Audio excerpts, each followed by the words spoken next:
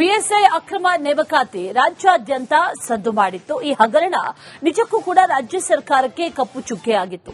ಇದರ ಬೆನ್ನಲ್ಲೇ ಇದೀಗ ಪೊಲೀಸ್ ಸಿಬ್ಬಂದಿ ನೇಮಕಾತಿ ಪರೀಕ್ಷೆ ನಡೆಯಲಿದೆ. ಅಕ್ರಮಕ್ಕೆ ಅವಕಾಶ ನೀಡದಂತೆ ಹದ್ದಿನ ಕಣ್ಣನ್ನ ಇಡಲಾಗಿದೆ.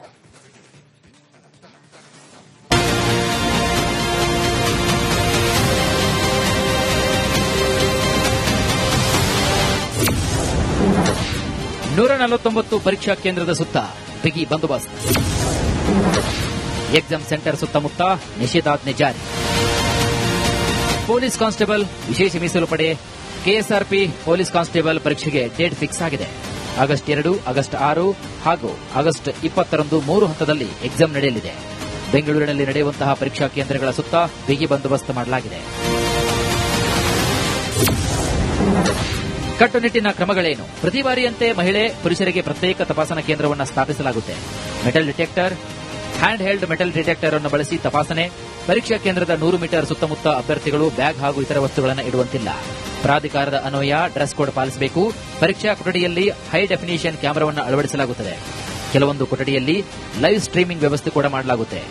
ಪರೀಕ್ಷೆಯಲ್ಲಿ ಅಕ್ರಮ, ನಕಲು ಮಾಡಿದರೆ ಜೈಲು ಶಿಕ್ಷೆ, ದಂಡವನ್ನು ವಿಧಿಸಲಾಗುತ್ತೆ. ಈಗಾಗಲೇ ಅಕ್ರಮದಲ್ಲಿ ಭಾಗಿಯಾದವರ ಮೇಲೆ ನಿಗಾ ಇಡಲಾಗಿದೆ. ಇನ್ನು ಸೋಷಿಯಲ್ ಮೀಡಿಯಾದಲ್ಲಿ ಸುಳ್ಳು ಸುದ್ದಿಯನ್ನು ಹರಡಿಸಿದರೆ ಕ್ರಮ ಫಿಕ್ಸ್.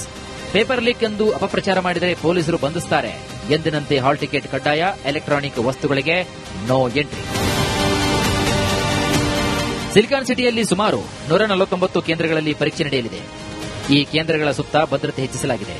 200 ಮೀಟರ್ ಪ್ರದೇಶವನ್ನ ನಿಷೇಧಿತ ಸ್ಥಳವೆಂದು ಆದೇಶಿಸಲಾಗಿದೆ. ಎಲ್ಲಾ ಜೆರಾಕ್ಸ್ ಅಂಗಡಿ ಮುಚ್ಚಲು ಆದೇಶವನ್ನು ಹೊರಡಿಸಲಾಗಿದೆ. ಈಗಾಗಲೇ 2,500 ಹುದ್ದೆಗೆ 2 ಲಕ್ಷ ಅರ್ಜಿಗಳು ಬಂದಿವೆ. ನಗರದ ಎಲ್ಲಾ ವಿಭಾಗದ ಡಿಸಿಪಿಗಳ ಜೊತೆಗೆ ಭದ್ರತೆ ಸಲುವಾಗಿ 3 ಬಾರಿ ಮೀಟಿಂಗ್ ಕೂಡ ನಡೆದಿದೆ. ಇನ್ನು ಜಾಯಿಂಟ್ ಕಮಿಷನರ್ ಇದರ ಉಸ್ತುವಾರಿಯನ್ನು ವಹಿಸಿಕೊಂಡಿದ್ದಾರೆ. ಮತ್ತೊಂದು ಕಡೆಗೆ ರಿಕ್ರೂಟ್ಮೆಂಟ್ ಎಡಿಜಿಪಿ ಸೂಚನೆಯಂತೆ ಪ್ರಿಪರೇಷನ್ಗಳು ಕೂಡ ನಡೀತಾ ಇವೆ. ಹೌದು, ಅದರ ಬಗ್ಗೆ ನಾವು ಇದಾದ್ಮೇಲೆ ಅದರ ಬಗ್ಗೆ ನಾವು ಮೀಟಿಂಗ್ ಇಟ್ಕೊಂಡಿದ್ದೀವಿ ನಮ್ಮ ಡಿಸಿಪಿ ಜೊತೆಗೆ. ಅರೌಂಡ್ 149 ಸೆಂಟರ್ಸ್ ಇದೆ ಎಕ್ಸಾಕ್ಟ್ ನಂಬರ್. ಯಾಕೆಂದ್ರೆ ನಮ್ಮ ಜಾಯಿಂಟ್ ಕಮಿಷನರ್ ಅಡ್ಮಿನ್ ಅವರು ಇದಕ್ಕೆ ಇನ್ಚಾರ್ಜ್ ಇದ್ದಾರೆ ಅವರು. ಸೊ ಅವರೇ ಈಗ ಎಲ್ಲ ಡೀಟೇಲ್ಸ್ ತಗೊಂಡು ಬರ್ತಾರೆ.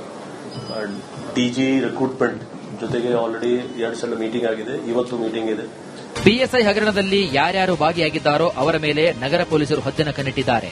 ಯಾವುದೇ ಕಾರಣಕ್ಕೂ ಅಕ್ರಮ ನಡೆಯದಂತೆ ನೋಡಿಕೊಳ್ಳುವ ಜವಾಬ್ದಾರಿ ನಗರ ಪೊಲೀಸರ ಮೇಲಿದೆ.